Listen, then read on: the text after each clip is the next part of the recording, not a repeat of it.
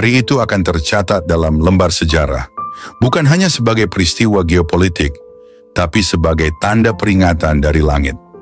Ketika dunia masih sibuk dengan kegelisahan sehari-hari, ketika rakyat masih tertidur dalam kenyamanan palsu, langit di atas Yerusalem terbelah. Iran telah membalas. Ratusan rudal balistik diluncurkan dari negeri Persia, mengarah ke jantung Israel, Tel Aviv, Yerusalem, Rishon LeZion. Dan untuk pertama kalinya sejak Perang Yom Kippur, Israel benar-benar merasa langit mereka terbakar bukan oleh hujan, melainkan oleh besi dan api. Perdana Menteri Israel Benjamin Netanyahu berdiri di depan kamera, matanya menatap lurus ke arah lensa, seakan berbicara bukan hanya kepada bangsa-bangsa, tapi kepada waktu itu sendiri. Dan ia berkata, Iran telah menyerang, maka kini giliran mereka untuk merasakan, bila engkau menggali kubur untuk Yerusalem, engkau sendiri yang akan jatuh ke dalamnya. Lalu ia mengutip nubuat, pada waktu itu aku akan berusaha membinasakan segala bangsa yang menyerang Yerusalem. Zakharia pasal 12 ayat 9. Ayat ini bukan sejarah masa lampau. Ini adalah realitas profetik hari ini. Iran bukan sekadar menembakkan rudal ke Israel. Mereka baru saja menembakkan amarahnya ke mata Tuhan sendiri. Para pemimpin negara-negara besar mulai mengadakan rapat darurat. PBB mengeluarkan pernyataan. Uni Eropa mengirim nota keprihatinan. Tapi langit tak menanggapi dokumen. Karena ini bukan lagi konflik politik. Ini adalah pertarungan kehormatan antara musuh Israel dan Allah Abraham.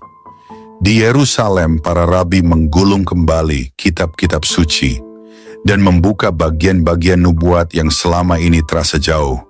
Yehezkiel, Zakharia, Yoel.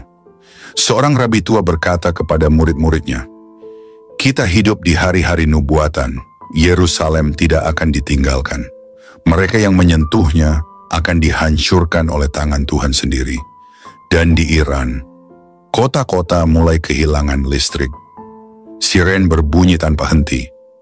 Gedung-gedung berguncang oleh dentuman balasan dari Israel. Serangan udara Israel bukan lagi terbatas pada fasilitas militer. Mereka menghantam pusat komando, jalur komunikasi, bahkan bunker yang terletak di bawah tanah.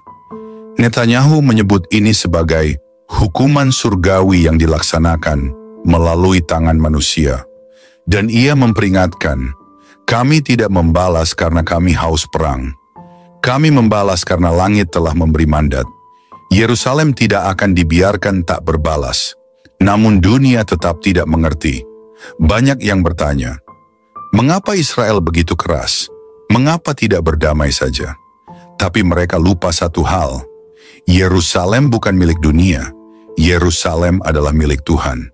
Dan dalam firman-Nya tertulis, Tuhan akan mengaum dari Sion, dan dari Yerusalem ia memperdengarkan suaranya, sehingga langit dan bumi gemetar. Yoel pasal 3 ayat 16. Di media sosial dunia terbagi dua. Ada yang memuji keberanian Israel.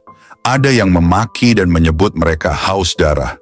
Namun satu hal tak bisa disangkal. Titik balik telah terjadi. Namun ini belum akhir.